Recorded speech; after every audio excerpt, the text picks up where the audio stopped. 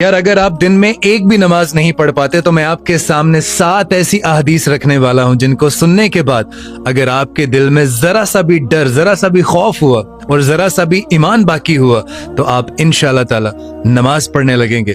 पहली हदीस, हमारे नबी पाक सल्लल्लाहु अलैहि वसल्लम ने इरशाद फरमाया कि जब कयामत वाले दिन अल्लाह ताला की पिंडली खोली जाएगी तो पूरा मैदान महशर चमक उठेगा जैसा कि उसकी शान के लायक है।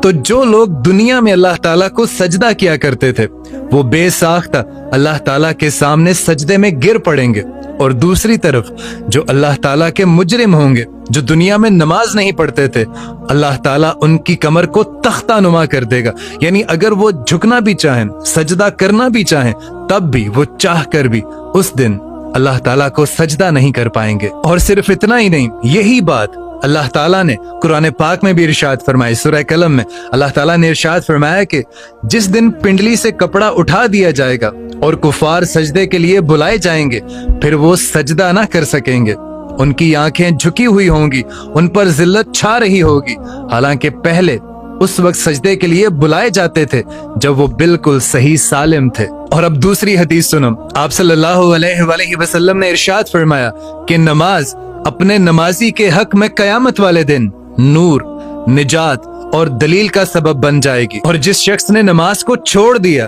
तो कयामत वाले दिन पुल सिरात पर ना तो उसके लिए कोई नूर होगा और ना ही वो शख्स अल्लाह ताला को कयामत वाले दिन कोई दलील पेश कर सकेगा।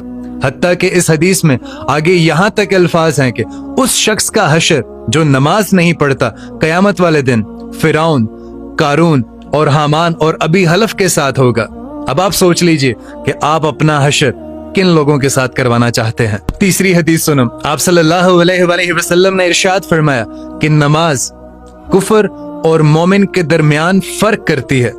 अब आप देख लो आप कौन हो। अब अगली हदीस सुनो, आप सल्लल्लाहु अलैहि वसल्लम ने इरशाद फरमाया कि रोजे कयामत सबसे पहला हिसाब नमाज का लिया जाएगा, और जिस शख्स का नमाज का हिसाब ठीक निकलेगा उसके आगे आने वाले हिसाब भी ठीक होते चले जाएंगे, और जिस शख्स का पहला ही हिसाब यानी नमाज का ही हिसाब दुरुस्त ना हुआ तो उसको आगे आने वाले हिसाब में भी बहुत मुश्किलात हो सकती हैं। अब अगली हदीस सुनो, आप सल्लल्लाहु अलैहि वसल्लम ने इरशाद फरमाया कि नमाज नूर है, नमाज मोमिन की मेराज है। और फिर आगे सुनो, आप सल्लल्लाहु अलैहि वसल्लम ने इरशाद फरमाया कि बंदा अपने रब के सबसे ज्यादा करीब उस वक्त होता है जब वो सजदे की हालत में होता है।